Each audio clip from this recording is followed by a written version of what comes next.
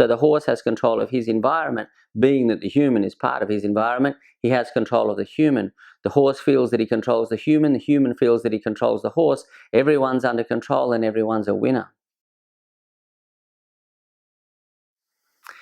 Hello again, everybody. Most people know when it comes to any form of conflict resolution that the best outcome is a win-win, a situation where everyone can find their place and be a winner. When I was young, I remember a lot of people talking about horse problems and saying, don't let the horse win. So the rider had to be the winner. But I think we can look at that a different way these days and say, how can I set it up so the horse does win? So if I was using negative reinforcement, if I was using pressure and release, if I was putting pressure on the horse always knew a way of removing that pressure. I'd like the horse to be in a situation where there was no problem without a solution. So the problem might be the pressure. It could be from my hands going to the bridle into his mouth. It could be from my legs. It could be the way I use the whip. It could be the way, even the halter, the way I use the halter pressure. But any pressure that I put on the horse, whether it be with the halter or with my legs or with my hands or with the whip, any of those pressures, the horse would know how to remove that pressure. What response would remove the pressure? And that's about one of the best things you can do for the horse, because that gives the horse the control of his environment. Studies on all sorts of animals, pigeons, dogs, rats, show that if the animal loses control of its environment, all sorts of things go wrong. Some of them get aggressive, some of them have immune system deficiencies, they get sick. Some of them develop what we call experimental neurosis, so they start to go a little bit crazy. They might start to develop stereotypic behavior. They might start ticking and going from side to side, or wind sucking, or any of those kind of things. Now, all of these behaviors, they come about if the horse is unstable, is mentally unstable, and that happens when the horse loses the control of his environment. So one of the first things we need to be able to do, if we're going to have an equitation that gets into the next millennia, if it keeps on going forward for the next few centuries, we need to be able to prove or show that the horse's welfare is being taken care of. People won't accept cruelty in the future like they may have in the past, and it'll be more and more obvious what cruelty is. So we need to find a way of how can we have an equitation, how can we have horse riding, how can we continue equitation in a way that is proves good welfare for the horse, that can't be proven to be cruel or unkind. Otherwise, people will just say, well, riding horses is cruel and it should be stopped. And pressure will come on if we're not very aware of where we're taking equitation into the next century. So one of the important things about the whole win-win situation is when we're using pressure, I like to think of it as let the horse win. So I put pressure on the horse. I'm aiming at a response. It's a unique, exclusive pressure that's looking for one single response. It might be that the horse yields. He's blocking against the bit a little bit. He's fighting with that. He doesn't know what to do with the pressure in his mouth, and he finds the response, and I'm releasing instantly to teach the horse that that's the good response. Or it might be from my legs. I'm putting leg pressure on. The horse might be kicking up or striking at my feet with his back legs, cow kicking a little bit, or all sorts of things that we get, especially in re-education, where the horses have learned exactly what they shouldn't have learned. And the horse tries other behaviors, and then it tries the good behavior, and then let the horse win. Always remembering that sometimes the horse wins, it finds the right response, and the human often thinks, yeah, that's what I wanted, let's have some more of it. Now, there's a saying over here, or a phrase over here in France, which says better is the enemy of good. So, which means that sometimes good is already good, and people say, I want more, I want more, I want more. They get greedy, and it'd be like playing poker. They just play one hand too many, and everything falls apart. Know when you're well off. It's always a horseman told me that when I was young. He said, know when you're well off. And I was riding around on some funny little animal, and he said, well, it could be worse. You got to know when you're well off. So I think it's important that while we're working with the horses, that we know what was an effort. Did the horse make an effort? Was that worthy of? Should the horse win? If the horse isn't profiting from a situation, you won't profit for long. Or another way of saying that might be, if the horse isn't winning, you're going to lose. The horse has to be able to win. The horse has to be able to find the solutions. So you're putting pressure on the horse. It'll be from your legs, from the halter. You'll have to use pressure to get responses. So it'll be leg pressure, it'll be halter pressure, it'll be pressure from the hands down through the reins. It might be from the whip, it might be different pressures. But when you put those pressures on, the horse has to be able to know how to win, how to remove the pressure. The great thing about that for the horse is his environment becomes manageable. The horse is able to understand, when this pressure happens, I do this and the pressure goes away. So the horse can win, the horse can manage his environment. He has the control of his environment. What we call in science, it's called an Unbuilt. So the horse is able to control the environment. That's already pretty good. Now, we could have an even better win-win situation where we're applying signals, neutral signals that don't mean anything, and using classical conditioning, and maybe just using maybe the voice, really light body language on the ground, just a light signal that doesn't put any pressure on the horse at all, just light body language, and then putting the pressure on the horse, and the horse learns to read the light body language. The horse learns to understand vocal cues. A lot of people talk a lot to their horse. That's probably good therapy for the human, probably not helping the horse out a whole bunch, except if they're using vocal cues. Now, a vocal cue isn't just talking, it's a word that has a meaning, and it's a conditioned response. And repeat that. A vocal cue is a conditioned response to a sound, but it's not just talking to the horse. And so if I was using vocal cues, I might say whoa and then stop the horse, say whoa and then stop the horse, and soon when I say whoa, the horse stops. If I was really precise with my tongue clucking, it sounds like that, or any of those clicking and clucking and kissing sounds, you'd want to be really precise with that. A lot of people, it's kind of out there, lots of noise happening, lots of pollution, but not much sense. So that it doesn't mean anything after a while to the horse. You'd want to condition it with precision. So you'd make the tongue click, count 1, 2, 3, and now speed the horse's legs up. You'd have to be able to speed the horse's legs up anyway before you'd use the tongue click, because if you couldn't speed the horses up, the horse's feet up, well, you couldn't reinforce what you've just done.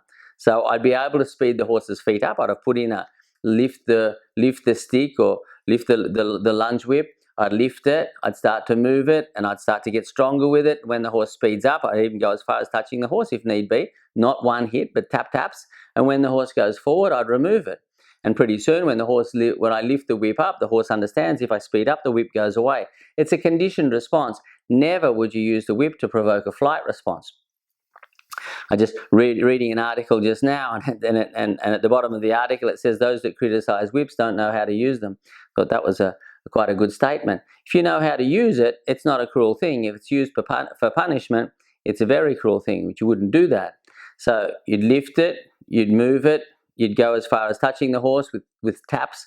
Tap, tap, tap, tap, tap, something that can be removed so that the horse can win. If you just hit the horse can't control that. He can't control his environment. But if it's going tap, tap, tap, tap, tap, tap, tap, and the horse speeds up and it goes away, now you're conditioning a response, which is very different to just striking the horse with a whip. So you'd be conditioning the response to speed up. You'd make the tongue click, you'd speed the feet up, you take the whip away, you'd make the tongue click, you'd speed the feet up, and pretty soon, when you make the click with your tongue, the clucking noise, the horse would speed up. And it would be a conditioned response, but it wouldn't be something you'd just do without thinking about it. And those sort of noises that don't mean anything. They have to be precise. Vocal cues to work need to be conditioned with precision. Vocal cues, in order to work, need to be conditioned with precision, and you'd have to know how to condition to do that, which is why we're talking at the moment about horseman science and how are we going to use that science to better condition responses with our horses so that the horses better understand the humans. Now, how does the horse win? Well, he understands that if I speed my feet up, I can avoid pressures. So now his environment, which was manageable because he knew how to remove the pressures, becomes predictable. And it's even better. Now the horse knows if I speed up, the pressures don't even happen. And I'm able to avoid aversive pressures by listening to subtle signals. Another great advantage in that, in having horses that learn to listen to subtle signals, is that while the horse is learning to listen to subtle signals, he can't be listening to other things. He can't concentrate on subtle signals and also concentrate on the rabbit that's running out from under that bush over there, or the bird that's flying into that tree over there, or the letterbox that has already killed quite a lot of horses, because letterboxes often do, or the motorbike that's going past, or the dog that's running up to the fence to bark. All those things seem to fade away because the horse is busy listening back to the rider, listening back to the subtle signals that are coming from the rider. And that's why it's such an important thing that we learn to have lightness. It's not only for the fact that it's better to look at, it's also for the welfare of the horse. Light aids are less cruel than heavy aids, less painful, so we're not inflicting pain upon the horse. But also, if we're using light aids, you have to listen. If I'm whispering to you now, if I start whispering really, really lightly, you have to listen really, really carefully. And you wouldn't be able to listen really, really carefully and concentrate on other things that were happening. So some people think, well, when the horse is not listening to me, when he's getting a little bit more connected with the outside environment, I need to put more pressure on him, put him more into the aids, close my legs and close my hands and squeeze him into a box, which usually ends up with the horse exploding and everything coming undone. But you wouldn't do that, because if you really understood the horse, you'd say, okay, I'm going to get light and cause you to really listen back to me and really have to concentrate on little weight changes, on little vocal cues, on little light pressures. And if the horse is listening to that and says, I know how to avoid stronger pressures, and while the horse is playing the game, I know how to avoid stronger pressures, and being able to take care of himself and control his environment, the horse is very connected. And while the horse is connected with you, he can't be connected with other stuff. Especially if you had really good control of the horse's feet. If you could move the feet forward, move the feet backwards, isolate the hindquarters, isolate the forequarters, and you had really good control of the horse's feet, it will be hard for the environment to take control of the horse's feet. You would place the movement of the horse under something that's called stimulus control. So different stimulus would obtain control of different movements. They would be very precise stimulus. They would be codes, cues that were well conditioned. And while the horse's movement is under stimulus control from the rider, the horse's movement cannot be under stimulus control from the environment. So I hope that's pretty clear. A lot of people are always looking for solutions. Well, he's afraid when I go outside. Okay, well, we'll educate the horse better, get the horse under a finer level of stimulus control from the rider, and he won't be under the control of the environment. It's kind of like the human's brain or the human attitude. If you don't control your mind, your attitude, the environment will do it for you. But you can control your brain. Some people don't. Some people are controlled by their brain and they have all sorts of problems, bad attitudes and very negative and all of that. But if you take control of it and say, okay, I control my brain and the outside world doesn't do it for me. It's kind of the same thing with the horse. I control your feet, so the outside world can't do it. If I have control of the horse's feet. Now, I'm not talking about overbearing, dominant, oppressive control. I'm talking about using really light signals and having the horse, as I say, play the game. And what do I mean by play the game? I mean the horse knows how to remove pressures, and so he's listening back and he's listening to those light cues, saying, okay, how can I avoid those pressures getting any stronger? And the horse is winning because he's controlling his human. The human feels pretty good about the whole deal. He says, I'm controlling my horse. I'm putting on pressures and I'm getting rapid responses, light, snappy responses from light pressures. So I couldn't be happier. The horse is feeling pretty good because he's avoiding stronger pressures and he knows how to remove pressures and he knows how to control his environment. So everyone's a winner. The human says, I've got great control, stimulus control over my horse. And the horse says, I've got great pressure control over my human. I know how to remove any pressures that human puts upon me, whether he puts them in my mouth, whether he puts them on with his legs, whether he's applying pressure with his stick, whether he's applying pressure on the ground, whether he's applying halter pressure, whatever it is, I know how to remove those pressures. So the horse has control of his environment, being that the human is part of his environment, he has control of the human. The horse feels that he controls the human feels that he controls the horse. Everyone's under control and everyone's a winner. Now, that may take a little thinking about, because often the human tries to control the horse, but the horse doesn't have an active role. The horse is not playing the game. The horse is not an actor in the play. He can't control the situation. He's just being dominated by the human. That will usually cause the horse to do one of two things. Either he'll shut down, just fall into some sort of learned helplessness, close down, get depressed, maybe have all sorts of other mental and emotional problems, or he'll get defensive, maybe get aggressive, maybe start attacking other horses. Aggression's not always directed towards the situation, and horses get nasty with other horses, and now he's getting aggressive, and now he's getting defensive, and now he's developing all sorts of conflict behaviors, barking and rearing and biting and all of those sort of things, because he's getting lots of pressure placed upon him, but he doesn't have any control over it. He's becoming a victim of his equitation. The horse could play a role and be a winner within the equitation, or he could be a victim of equitation. It all depends what you're doing.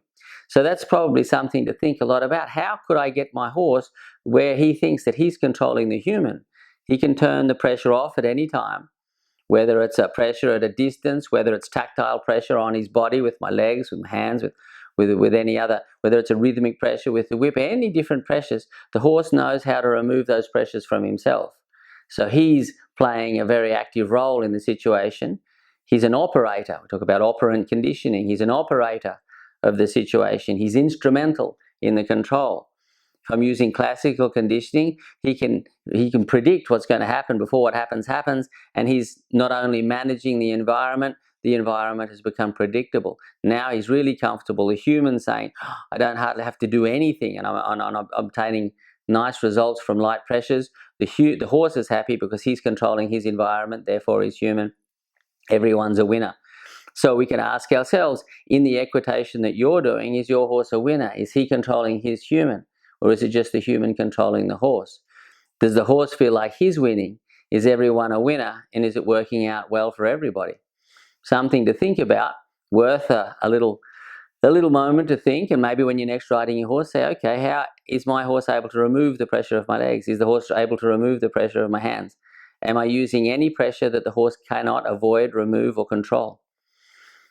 Think on that for a little while, and I'll see you again for another video very, very soon.